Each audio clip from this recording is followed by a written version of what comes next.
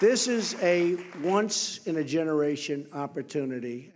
The president's $5 trillion plan would cut taxes for corporations, potentially for individuals, and simplify the system while eliminating some policy closely watched in rural America.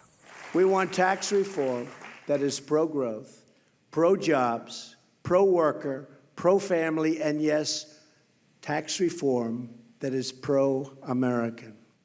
Details are scarce, leaving room for Congress to shape much of the plan.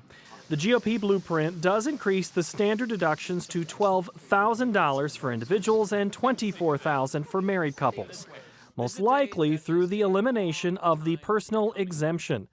However, the bottom tax rate would increase from 10 to 12%. The top rate on the wealthiest comes down, and the bottom rate on working class families goes up. What kind of plan is this? One of the cuts proposed would eliminate the estate tax. Long known in rural America, it is viewed as the death tax by some and seen by critics as a boon to an already successful upper class. To protect millions of small businesses and the American farmer, we are finally ending the crushing, the horrible, the unfair estate tax. Currently, the gift tax exemption allows up to $5.4 million per individual to be left to heirs. After that, the rate of taxation is 40%. Republicans are giving $269 billion to the richest 0.2%. The president said he didn't want to give tax breaks to the rich. Then he should this afternoon denounce repeal of the estate tax, which goes exclusively to the rich. In farm country, $5.4 million is the average value of 764 acres of Iowa farmland, which according to USDA is nearly twice the size of the average Iowa farm. Iowa Senator Charles Grassley, a farmer who owns more than 600 acres in the Hawkeye State, sees the plan as a win for big cities where small businesses create jobs and also for farmers. I have a lot of people in my neighborhood that would fall into the category of having to pay a state tax, and they worry about it. Now, is that worry legitimate? You know, you have to ask them.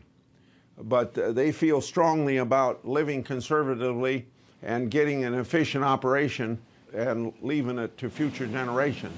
That's how family farms exist for the most part, is people of the next generation taking over. Critics of the president's proposal say farmers get used in the political play involving the estate tax, as so few instances occur each year. Budget hawks see the potential of increasing the federal deficit as another downfall. Officials for the farm trade group National Cattlemen's Beef Association say member farmers and ranchers are small business owners who could benefit from comprehensive tax reform.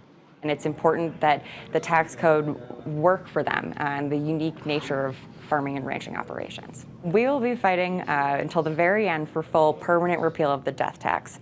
The Nonpartisan Tax Policy Center says only 5,500 of the 3 million estates settled in 2017 would have to pay any taxes. And of that, only 80 would have to pay the estate tax.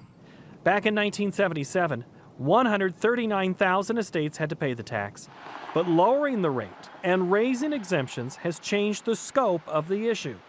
When asked about any specific instances of heirs having to sell portions of farms to pay estate taxes, Grassley could not immediately cite a case. For Market to Market, I'm Paul Yeager.